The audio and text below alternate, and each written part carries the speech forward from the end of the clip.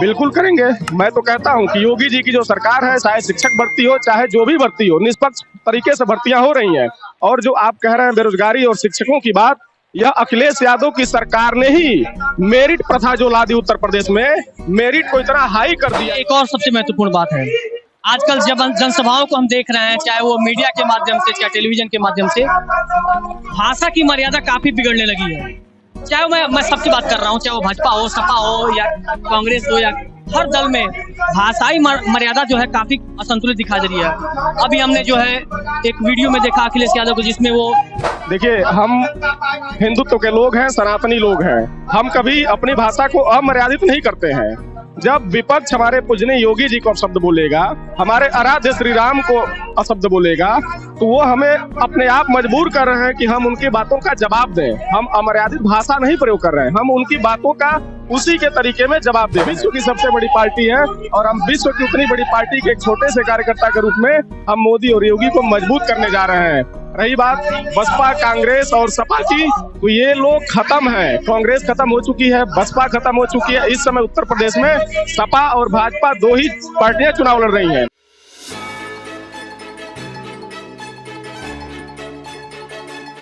नमस्ते, मेरा नाम है अनुराग।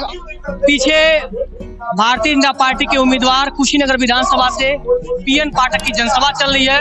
मंच पे तमाम सारे बड़े पदाधिकारी मौजूद हैं और हमारे साथ बातचीत करने के लिए युवा और इस देश की 65% आबादी में से आए एक युवा नेता, भाजपा नेता पवन दुबे जी हैं। पेशे से जर्नलिस्ट भी रह चुके हैं और अभी कुछ ही दिन पहले जो जिला पंचायत की चुनाव लड़ी उसमें उम्मीदवार थे।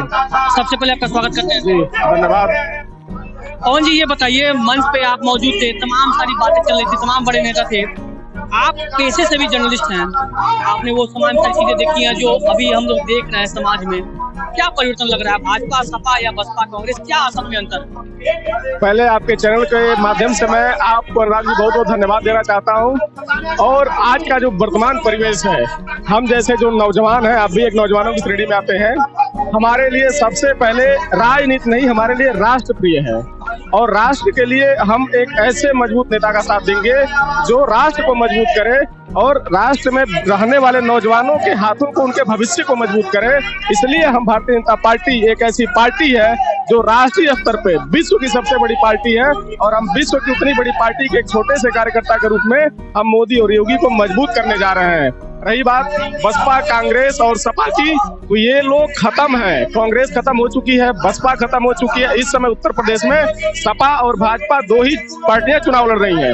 मैं आपसे बताना चाहता हूं कि कोरोना काल के दौरान समाजवादी पार्टी का कोई नेता या कोई कार्यकर्ता जनता के बीच में नहीं रहा और नहीं दिखा। 5 साल के बाद कोरोना में अगर कोई दिखा और जनता के सुख दुख में काम किया, वो सिर्फ और सिर्फ भारतीय जनता पार्टी के लोग, भारतीय जनता पार्टी कार्यकर्ताओं ने किया।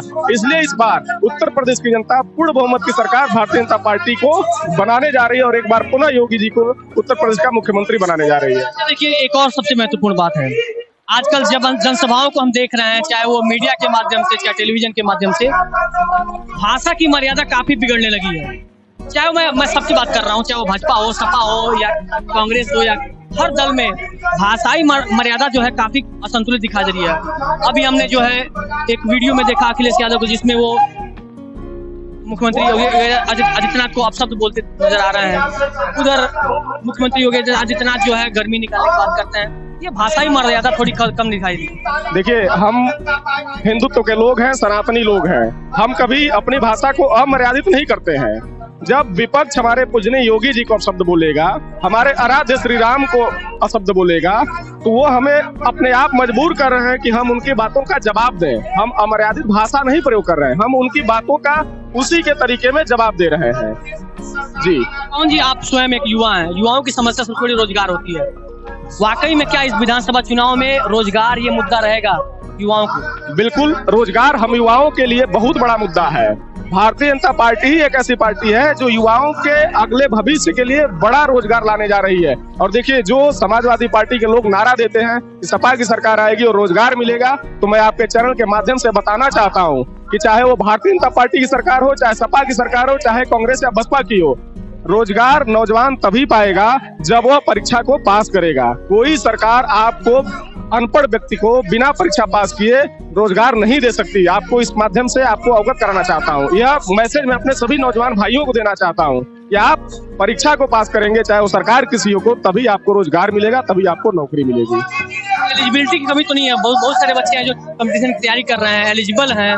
शिक्षक भर्ती की बात की जाए तो तमाम सारे ऐसे बच्चे हैं जो शिक्षक भर्ती के लिए एलिजिबल हैं।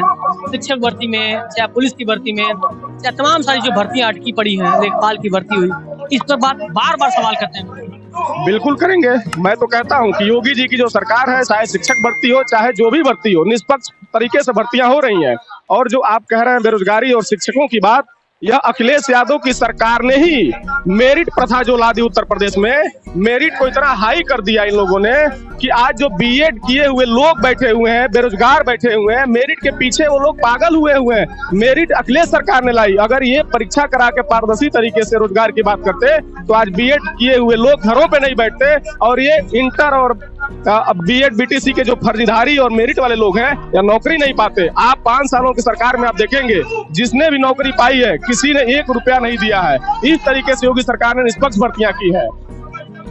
सबसे अंतिम और सबसे महत्वपूर्ण सवाल, 7 विधानसभा कुशीनगर में है, कितनी जीत पर है? 7 विधानसभा कुशीनगर जनपद की है और आज मैं आपको बता रहा हूँ कि 7 विधानसभा सीटें भाजपा जीत रही है। और 10 तारीख को आपको पता चलेगा अनुराग जी कि भारतीय जनता पार्टी ने कुशीनगर से सपा बसपा कांग्रेस का सफाया कर दिया है। एक सीट पे तो आपको संशय होना चाहिए हाजीगंज विधानसभा, क्योंकि आप ही के दल के नेता स्वयं प्रसाद मौर्य वहां से चुनाव लड़ रहे हैं समाजवादी पार्टी। वह सीट तो स्वयं प्रसाद मौर्य खुद बीजेपी को जिता रहे हैं मेरे भाई। स्वयं प्रसाद मौर्य बीजेपी की समय स्टार प्रचारक बन के मन से भाजपा का विरोध कर रहे हैं वो, और वो आदमी भाजपा को हराएगा जिसका कोई स्तर ही नहीं है। कभी पड़ौना में रह के जनता को ठगा, आज फाइलर में जाके जनता को जात के नाम पे ठगने का कार्य कर रहा है। मैं पूछना चाहता हूं, स्वयं प्रसाद मौर्य पडरौना में जब विधायक रहे तो पडरौना के कितने नौजवानों को नौकरी दिया उन्होंने? पडरौना के कितने थानों में उन्होंने इंस्पेक्टर को फोन किया? कितने आंदोलनों में उन्होंने भाग लिया? ये सारी चीजें स्वयं प्रसाद मौर्य फाजिल नगर में सुरेंद्र कुशवाहा को जिताने का खुले मन से कार्य कर रहे हैं। और इस बार उनका सफाया इस कुशीनगर जनपद के लोग विधानसभा फाइनल के साथ साथ कुशीनगर से स्वयं प्रसाद मौर्य इस बार ऊंचा हार जाने वाले हैं, फिर वापस कुशीनगर में नहीं आने वाले हैं। धन्यवाद से बात करने के लिए थी। ये बड़े रोचक बात है। हमारे साथ एक युवा है, 60% आबादी का ये नेतृत्व करने वाले लोग हैं और किसी मन से बोलेंगे, कहीं भी जाएंगे तो युवाओं की बात करेंगे। रोजगार मुद्दा था, बार बार हमने ये सवाल भी किया कि सरकार क्या वाकई में रोजगार के लिए वाकई में गंभीर करेंगे। रोजगार मुद्दा था, बार बार हमने ये सवाल भी किया कि सरकार क्या वाकई में रोजगार के लिए वाकई में गंभीर है। मुद्दे को छेड़ते उन्होंने बताया कि सरकार भाजपा जो रोजगार के लिए बिल्कुल गंभीर है। 3 तारीख का चुनाव बड़ा महत्वपूर्ण होने वाला है। किसको मिलेगा ताज, कौन जाएगा सत्ता से दूर, ये हमारे साथ बने हुए थे पवन दुबे जी। इस बड़ी कवरेज हमारे साथ बने रही। मेरा नाम अनुराग, शुक्रिया।